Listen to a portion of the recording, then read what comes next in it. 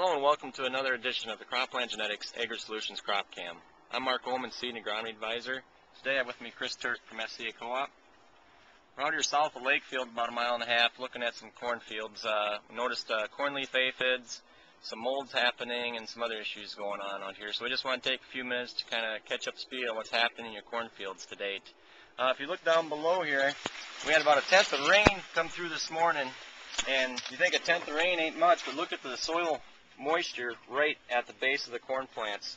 These leaves act like a huge funnel all the ways up and down this plant, and it's just amazing how this corn plant can turn a tenth of an inch probably into about a quarter of an inch right at the soil. Here you can see it's very nice and moist, maximizing the rain that we got this morning. It's just an amazing plant and how it protects itself, and by funneling that moisture close to its roots to maximize water uptake. So we're out here in the middle of the afternoon on August 13th here, and tenth of an inch of rain looks really good down below. So just wanted to point that out to guys. The corn plant does everything it can to take care of itself.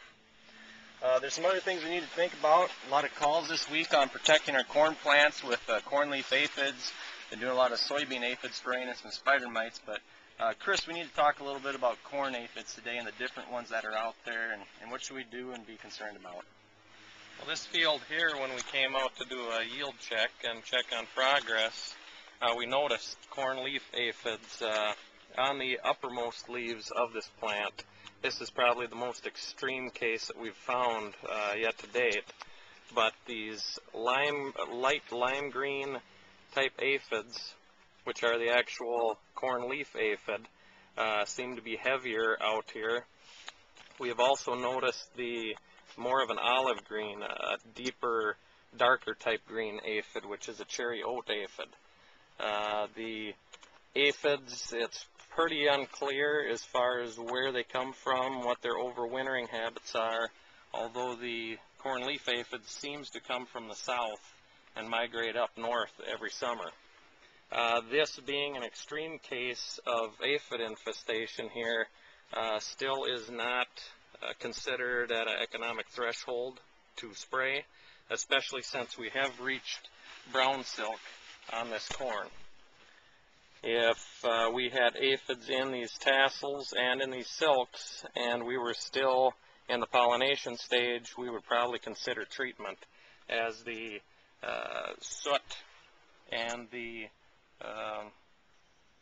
mildew caused by the aphids does inhibit pollination. So any connection with these to the soybean aphid? There is absolutely no similarities between these except for the way they reproduce. They have nothing in common with each other and feed off of different crops. So they look a little different, the cornicles are a little different, but like Chris mentioned, only the thresholds that have been economically returned is during the pollination process, which we're pretty much for the most part done with. So right now they are an eyesore. They're kind of a good thing to keep looking at, but obviously right now very low threshold to, or excuse me, a very high threshold to worry about. Some guys have said 70 to 90% leaf coverage would be a threshold that we could still spray at after brown silk, but as you can see, we're not near 70 to 90%. Some other calls we've had this week, concerns is a lot of the lesions around the collar of the corn leaves on the plant, and basically it's just molds coming from the inside out because of all the wet, dewy, moist mornings and days we've had. You get the pollen down in here and some other particles, and they'll just continue to rot, so to speak, and it'll just basically rot through that sheath. And it's just usually in that outer leaf area. Economically, there's no value to treating.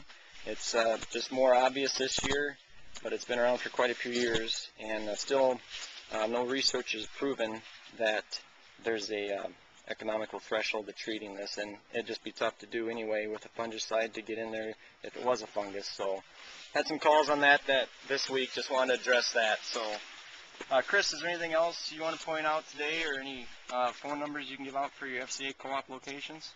Yeah, you can reach us at our offices, which are located at Okabena, Brown Lake, Jackson, Lakefield, Tremont, at 507-662-5285, or visit us on the internet at www.fcajackson.com.